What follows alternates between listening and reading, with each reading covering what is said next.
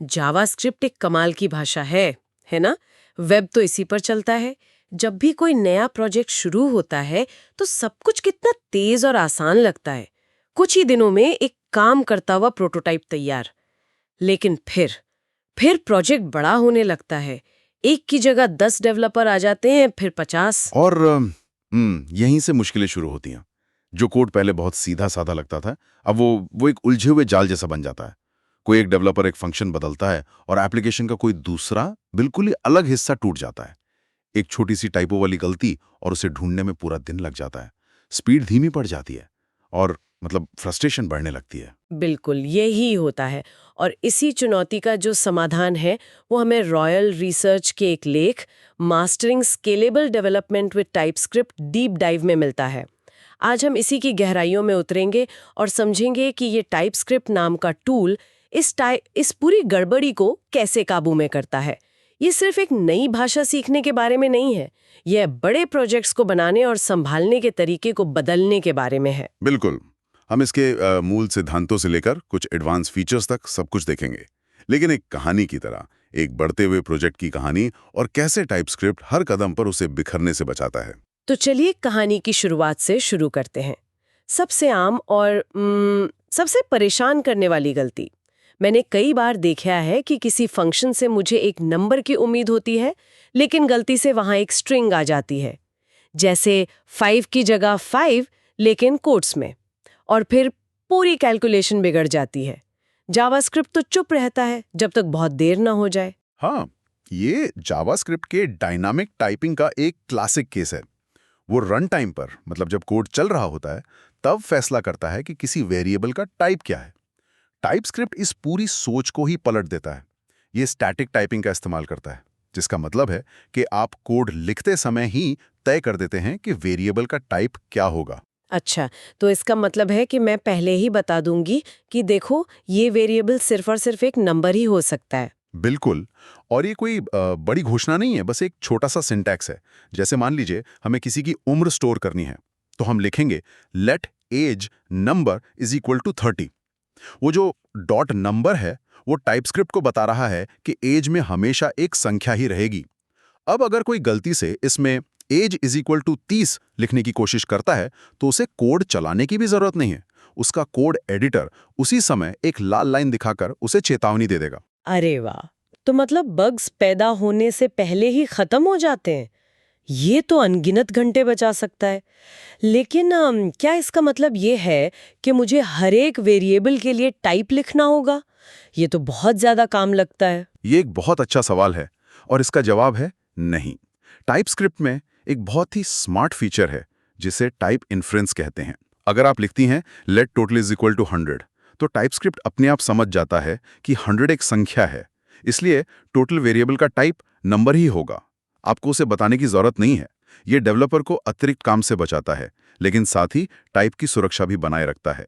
ये उस नींव का पहला पत्थर है जो टाइपस्क्रिप्ट को इतना भरोसेमंद बनाती है। ठीक है, तो ये तो हो गई वेरिएबल्स के लेवल पर सुरक्षा।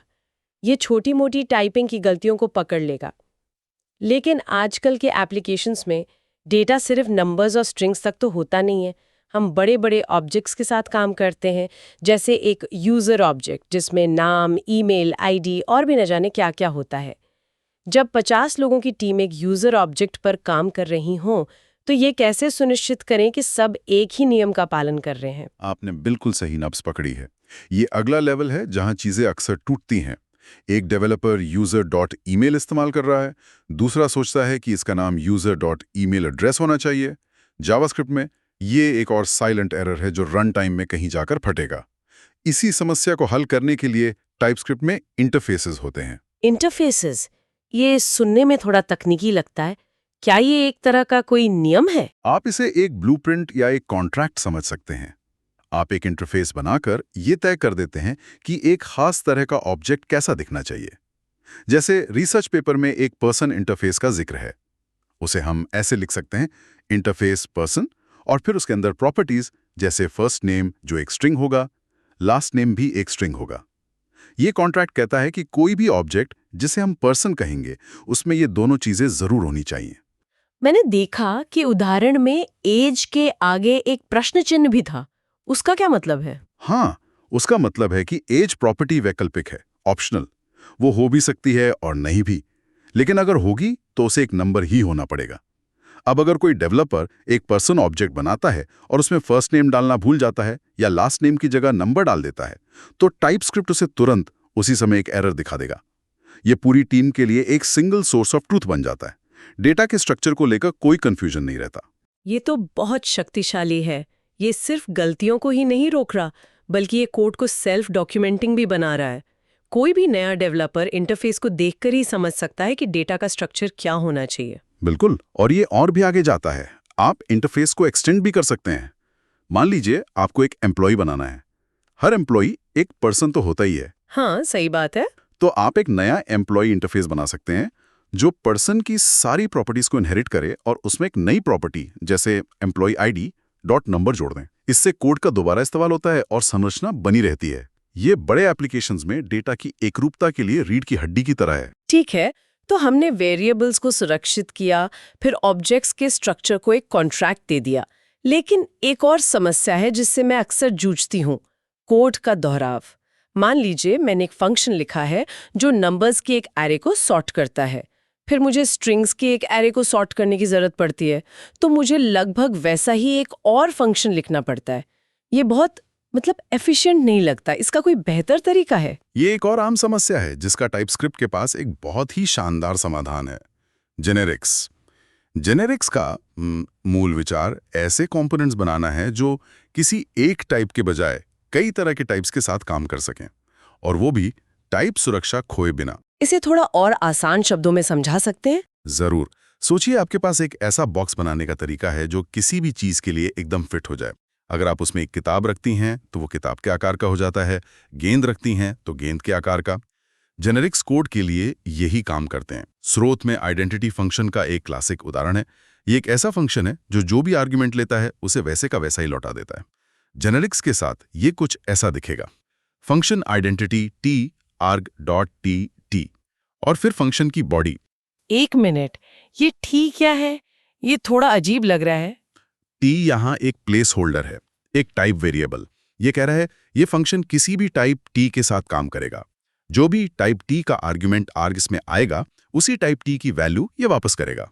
तो अगर आप आइडेंटिटी हेलो कॉल करते हैं तो टाइपस्क्रिप्ट को पता है कि टी अब स्ट्रिंग है, इसलिए ये फंक्शन एक स्ट्रिंग ही लौटाएगा। अगर आप आइडेंटिटी 123 कॉल करते हैं तो उसे पता है कि टी अब नंबर है और वापस भी एक नंबर ही मिलेगा। अच्छा, तो ये हमें फंक्शन को फ्लेक्सिबल बनाने की आज़ादी देता है, लेकिन साथ ही ये उस टाइप को याद भी रखता है। तो अगर मैं लिखती हूँ let output equals to identity hello generics और फिर अगली लाइन में output dot to upper case इस्तेमाल करती हूँ, तो टाइपस्क्रिप्ट को पता होगा कि ये सही है क्योंकि आउटपुट एक स्ट्रिंग है। एकदम सही। आपने बिना टाइप के सुरक्षा से समझौता किए एक रीयूजेबल फंक्शन बना लिया। यही जेनेरिक्स की ताकत है। ये आपको DRY यानी डोंट रिपीट योरसेल्फ सिद्धांत का पालन करने में मदद करता है, जिससे आपका कोड बेस ज्यादा साफ और मैनेजेबल रहता है। अब जैसे जैसे हमारा ये काल्पनिक प्रोजेक्ट बढ़ रहा है, कोड की मात्रा भी बढ़ रही है। अब हमारे पास हजारों लाइन का कोड है। सब कुछ एक ही फाइल में रखना तो नामुमकिन है। इससे एक और बड़ी समस्या पैदा होती है, कोड को व्यवस्थित कैसे रखें? इसका जवाब है मॉड्यूल्स। ये कॉन्सेप्ट आधुनिक जावास्क्रिप्ट में भी है और टाइपस्क्रिप्ट इसे पूरी तरह से अपनाता है और बेहतर बनाता है। मॉड्यूल्स आपको अपने कोड को लॉजिकल हिस्सों में अलग अलग फाइलों में तोड़ने की अनुमति देते हैं। हर फाइल का अपना स्कोप होता है। अपना स्कोप? हाँ, एक फाइल में बनाया गया वेरिएबल दूसरी फाइल में अपने आप उपलब्ध नहीं होगा। इससे ग्लोबल स्कोप में होने वाली टकराव की समस्या खत्म हो जाती है। ग्लोबल स्कोप टकराव, हाँ, ये तो एक बुरा सपना हो सकता है। जब दो अलग अलग स्क्रिप्ट्स में एक ही नाम का वेरिएबल होता है और वे एक दूसरे के ऊपर लिखने लगते हैं और आप घंटों तक समझ नहीं पाते कि आपके वेरिएबल की वैल्यू कहाँ से बदल रही है। मॉड्यूल्स के साथ आप साफ साफ बताते हैं कि कौन सी चीजें फाइल के बाहर उपलब्ध होनी चाहिए एक्सपोर्ट कीवर्ड का उपयोग करके, और फिर दूसरी फाइलों में आप उन्हें इंपोर्ट कीवर्ड का उपयोग करके इस्तेमाल करते हैं। स्रोत में math.ts और app.ts का एक सरल उदाहरण है। एक फाइल math.ts में एक ऐड फंक्शन बनाकर एक्सपोर्ट किया गया, फिर दूसरी फाइल app.ts में उसे इंपोर्ट करके सुरक्षित रूप से इस्तेमाल किया गया। ये बड़े से बड़े कोड बेस को भी साफ सुथरा और प्रबंधनीय रखता है। और नेम स्पेसेस के बारे में क्या? मैंने ये शब्द भी सुना है। नेम स्पेसेस एक कह सकते हैं पुराना तरीका है कोड को ग्रुप करने का, जो मॉड्यूल्स के आने से पहले ज्यादा इस्तेमाल होता था। उनका भी मकसद ग्लोबल स्कोप को साफ रखना ही था। आप संबंधित कोड को एक ही नाम के तहत ग्रुप कर देते हैं। जैसे आप ज्योमेट्री नाम का एक नेम स्पेस बना सकते हैं और उसके अंदर कैलकुलेट एरिया और कैलकुलेट पेरीमीटर जैसे फंक्शंस रख सकते हैं। अच्छा। फिर आप उन्हें geometry.calculateArea कहकर इस्तेमाल करते हैं। आजकल ज्यादातर नए प्रोजेक्ट्स में मॉड्यूल्स का ही इस्तेमाल होता है, क्योंकि वे फाइल आधारित हैं और ज्यादा शक्तिशाली हैं। ठीक है, तो अब तक हमने देखा कि टाइप स्क्रिप्ट कैसे टाइप्स, इंटरफेस, जेनेरिक्स और मॉड्यूल्स का उपयोग करके एक बढ़ते हुए प्रोजेक्ट को सुरक्षित, सुसंगत और व्यवस्थित रखता है। लेकिन स्रूथ में कुछ और एडवांस फीचर्स का भी जिक्र है। क्या हम उनमें से किसी एक पर थोड़ी और गहराई से बात कर सकते हैं? बिल्कुल। चलिए एडवांस टाइप्स में से एक यूनियन टाइप्स पर बात करते हैं। यह एक बहुत ही प्रैक्टिकल और शक्तिशाली फीचर है। यूनियन टाइप का मतलब है कि एक वेरिएबल या पैरामीटर एक से ज्यादा टाइप का हो सकता है। एक से ज्यादा टाइप, ये तो वापस जावास्क्रिप्ट की तरह अनिश्चित नहीं हो जाएगा? नहीं, बिल्कुल नहीं, क्योंकि आप टाइपस्क्रिप्ट को बताते हैं कि कौन-कौन से टाइप संभव हैं, और फिर टाइपस्क्रिप्ट आपको मजबूर करता है कि आप उन सभी संभावनाओं को अपने कोड में संभालें। रिसर्च में पैड लेफ्ट फंक्शन का एक उदाहरण है। कल्पना कीजिए कि आपको एक फंक्शन बनाना है जो एक स्ट्रिंग लेता है और उसके बाईं ओर कुछ पैडिंग जोड़ता है। ये पैडिंग या तो एक नंबर हो सकती है, मतलब इतने स्पेस जोड़ने हैं, हाँ, तो हम उसकी टाइप को ऐसे लिखेंगे, पैडिंग डॉट स्ट्रिंग नंबर। वो जो पाइप का चिन्ह है वो यूनियन बना रहा है। अब असली जादू फंक्शन के अंदर होता है। आप सीधे सीधे पैडिंग का इस्तेमाल नहीं कर सकते, क्योंकि टाइपस्क्रिप्ट को नहीं पता कि ये स्ट्रिंग है या नंबर। आपको पहले जांचना होगा। आप एक इफ कंडीशन लगाकर पूछ सकते हैं, if type of padding is equals to number. अब उस इफ ब्लॉक के अंदर टाइपस्क्रिप्ट को 100% यकीन है कि पैडिंग एक नंबर है, और वो आपको नंबर वाले सारे मेथड्स इस्तेमाल करने देगा। और एल्स ब्लॉक में उसे पता है कि एक स्ट्रिंग ही होनी चाहिए। तो ये आपको हर संभावित मामले को संभालने के लिए मजबूर करता है। आप गलती से भी एक नंबर पर स्ट्रिंग वाला ऑपरेशन नहीं कर सकते। ये कोड को बहुत ज्यादा सुरक्षित और प्रिडिक्टेबल बना देता है। एकदम। ये उन अनगिनत रन टाइम एरर्स को खत्म कर देता है जो तब होते हैं जब आपका फंक्शन अप्रत्याशित प्रकार का डेटा प्राप्त करता है। स्रोत में डेकोरेटर्स और मिक्सिन्स जैसे और भी एडवांस कॉन्सेप्ट्स का जिक्र है, जो मेटा प्रोग्रामिंग और कोड कंपोजिशन के लिए शक्तिशाली पैटर्न है। लेकिन यूनियन टाइप्स जैसी सुविधा हर डेवलपर के रोजमर्रा के काम में कोड की गुणवत्ता को तुरंत बढ़ा देती है। तो इन सब का क्या मतलब है? इस पूरी चर्चा को समेटें तो रॉयल रिसर्च का लेख ये साफ करता है कि टाइपस्क्रिप्ट सिर्फ जावास्क्रिप्ट में कुछ फैंसी फीचर्स जोड़ने के बारे में नहीं है। ये एक पूरी मानसिकता का बदलाव है। हाँ, ये बड़े पैमाने पर एंटरप्राइज लेवल के एप्लीकेशंस बनाने के लिए एक ठोस आधार प्रदान करता है। स्टैटिक टाइपिंग, इंटरफेसेस और जेनेरिक्स जैसी सुविधाओं से कोड की क्वालिटी बढ़ती है, बग्स कम होते हैं और बड़ी टीमों में सहयोग बहुत आसान हो जाता है। ये जावास्क्रिप्ट की उन कमियों को दूर करके उसे और भी मजबूत बनाता है, जिनका सामना बड़े प्रोजेक्ट्स में करना पड़ता है। ये कह सकते हैं अराजकता में व्यवस्था लाता है। ये डेवलपर्स को ज्यादा भरोसेमंद और व्यवस्थित कोड लिखने का आत्मविश्वास देता है, जिससे आखिर में एक बेहतर, ज्यादा स्थिर प्रोडक्ट बनता है। बिल्कुल।